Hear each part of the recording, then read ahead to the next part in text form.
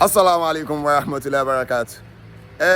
Mo rí write up kan tí Bẹ́lílì àbí kí ló pe rẹ̀ òpònú tí bàbá rẹ̀ ku èlùbọ́ sórí kiri yẹn, bó tiẹ̀ yẹ pé àwọn ni wọn ò lẹ́kọ̀ọ́. Àwọn ò ní máa ta àbùkù bá àwọn ọba ilẹ̀ Yorùbá torí àwọn làwọn ò lẹ́kọ̀ọ́. Ó kọ write up kan, ẹgbọ́n tó kà, ó ní kò sí oògùn owó nínú ìṣẹ̀ṣe Yorùbá. Àwọn àáfàá Sufi àti àwọn wòlíì 7 books of Moses náà gbé wá sílẹ̀ Yorùbá. Gbogbo ẹ̀yin aláṣìṣe yẹn wàláhì ọpọlọ yín ti lọ. Gbogbo ẹ̀yin aláṣìṣe pátápátá ọpọlọ yín ti lọ.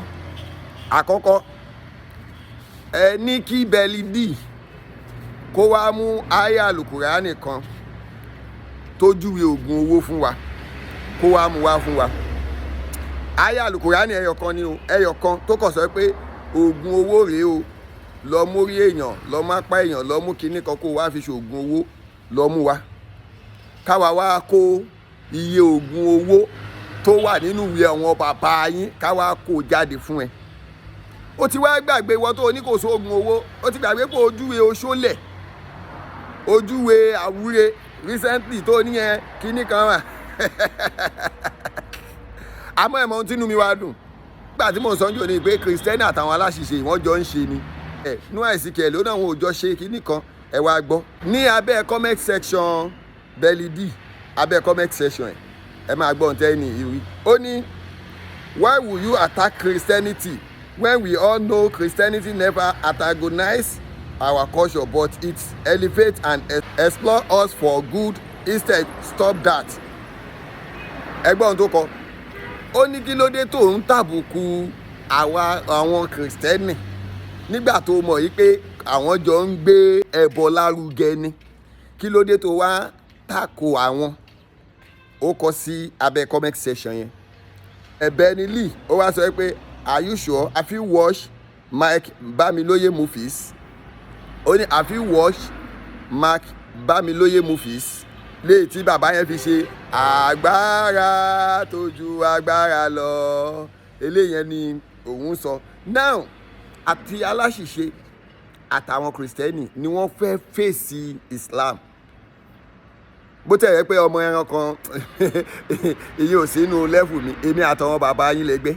Táwa bá ń sọ pé ọmọ oníṣẹ̀ṣe là wa, ibi tí wọ́n bí àwa sí nìyẹn.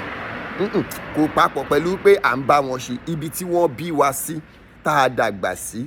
Bí mo ṣe wà yìí change orúkọ mi ju Ògúndèyí Kàbír Olúwaṣògo lọ. So kí ni mo fẹ́ fàyọ nínú ọ̀rọ̀ yìí ni pé ẹ̀yin pípù yìí ẹ sì máa pa irọ́ fáyé.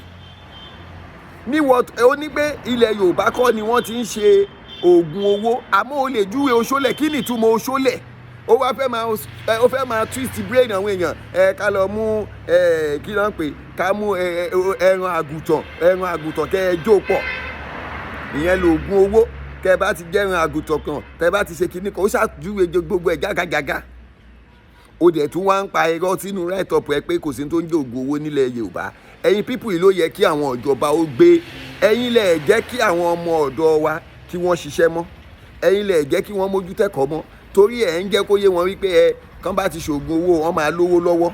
Àwọn ọmọ yẹn ò wá ṣiṣẹ́ mọ́, wọn ò lọ bí iṣẹ́ mọ́, yahoo ni wọ́n ń ṣe. Wọ́n wá ń bá yín, ẹ̀ ń wá ṣògùn owó lé wọn lọ́wọ́. Àwọn ọmọ ọlọ́mọ wá kú lọ́jọ́ àìpé bẹ́ẹ̀ ṣe pa Destiny Boy, torí àdúgbò yín náà, ọgbà yín náà ló kú sí.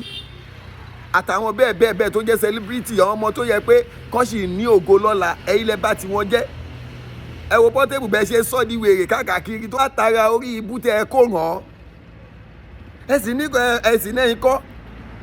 So Islam tiwa kò kọ́ wa ká sórí ibú. Islam tiwa kò kọ́ wa lóògùn owó.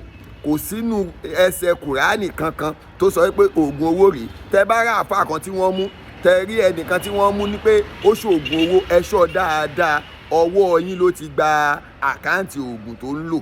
Torí pé wọn ò ní kọ́ ẹ nílé kéwú kí wọ́n wá sọ pé àdìsí yìí ó sọ pé kó lọ mú orí èèyàn, apá èèyàn, ẹsẹ̀ èèyàn kó fi jóògùn.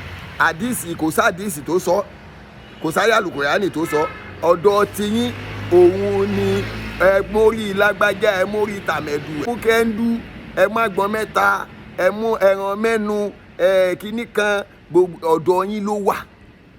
Ẹ̀yin lẹ̀ ń fẹ́ èèyàn ṣoògùn owó, so kò sí nínú ìsìláàmù tiwa. Ọlọ́run ní jẹ́ ó bàjẹ́ fẹ́ni kankan wa. Salamu alaikum.